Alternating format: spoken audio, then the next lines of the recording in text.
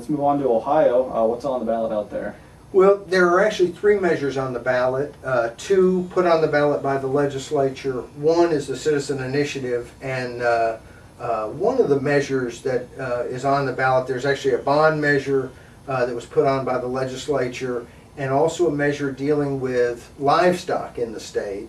Okay. And it's created some controversy because the Humane Society of the United States and Humane Society folks in Ohio were working on an initiative to change policy. Mm-hmm. And they charged that the agriculture industry got together, got the legislature to put this on the ballot to, in essence, preempt their tougher measure that would have provided more protections for animals in the agriculture industry. So Okay. the opposition to this measure really coming from the Humane Society and folks like that.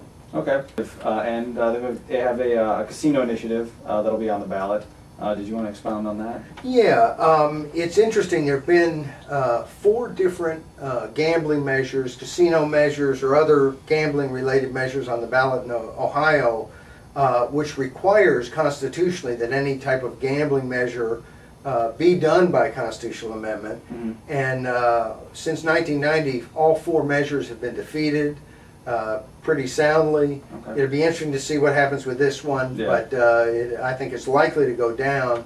And again, for gambling interests, oftentimes the cost of these initiatives amounts to peanuts compared to what they would make in profits if they get gambling. So Okay. they have been a fairly regular user of the initiative process, but probably historically the least successful Yeah. special interest in terms of getting people to pass these initiatives. Okay. I guess the last state would be Washington. They've got a couple measures on the ballot. I guess the first one would be referendum, or excuse me, initiative 1033, which I've been reading a lot about. Sounds like it's a pretty contentious issue out there.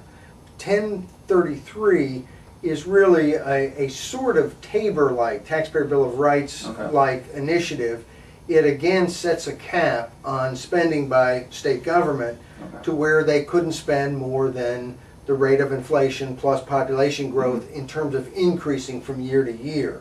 The difference really is that one of the key problems in Washington State from a taxpayer perspective has been the property tax. Okay. And what this initiative does is takes any excess revenue that comes in over the caps, the spending caps, which again, just like the measure in Maine, those spending caps could be overridden by the voters at any time. Yeah.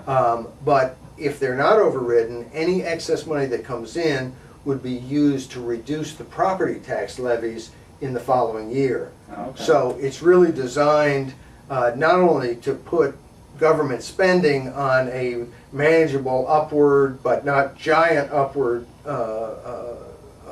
increase, but also to take the excess revenue if there is some, and in these years there may be very little of that, Mm-hmm. but where there is excess revenue, to use that to lower the property tax. Okay. And I think the other one they've got out there is another veto referendum. It's referendum 71. I believe that deals with the gay marriage issue again.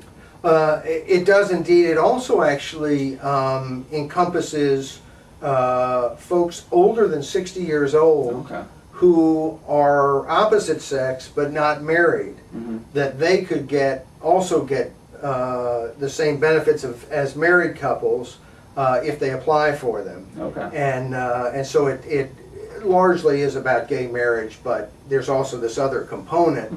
A yes vote keeps the law as the legislature passed it, providing benefits to same-sex couples and to non-same-sex couples that aren't married over a certain age. A no vote would take that law and render it null and void. Okay. Well, it sounds like, even though there's not as many ballots or initiatives on the ballot this November, there's still a lot of voting going on out there. I think we've covered pretty much everything. I'd like to thank Paul Jacbo for talking with us today, and I hope this provides you with some good information. Thank you.